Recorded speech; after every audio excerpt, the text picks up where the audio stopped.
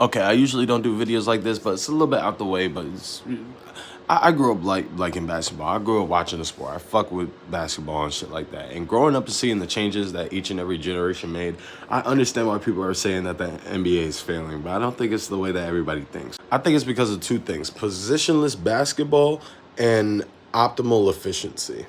A perfect example would be like the Boston Celtics. They're one of the best teams within the NBA.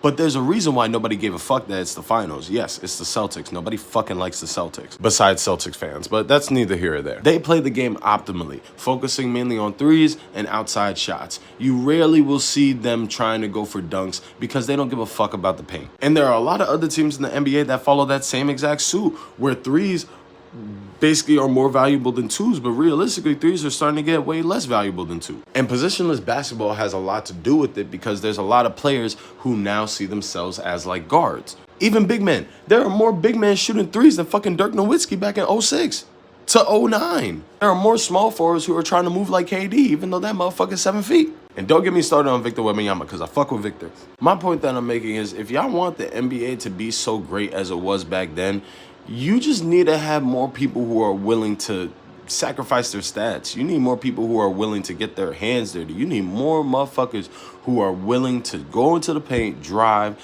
get some mid-range shots, get some dunks in.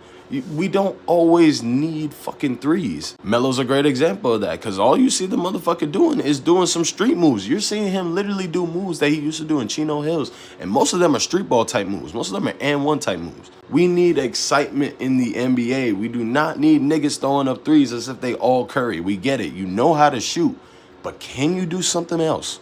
People like wonder why LeBron James is so polarizing is because of the fact that the motherfucker is still dunking at 40. We want to see that. I wonder why we fuck with Zion Williamson. I wonder why we fuck with Anthony Edwards. I wonder why we fuck with all these all-stars who actually will genuinely go their ass into the paint. It's because they're doing more than just threes. It's not just about dunking. That's not the point that I'm making. The point that I'm making is, if we're going to be positionless, at least find people who are positionless who could still shoot mid-range shots and who could still get off dunks and who could still be in the paint and be willing to facilitate. Not just draw up a play where we're automatically just seeing threes all the time. My fault. We don't want to fucking see the Celtics on damn near every fucking team. There's a reason why we hate the fucking Celtics.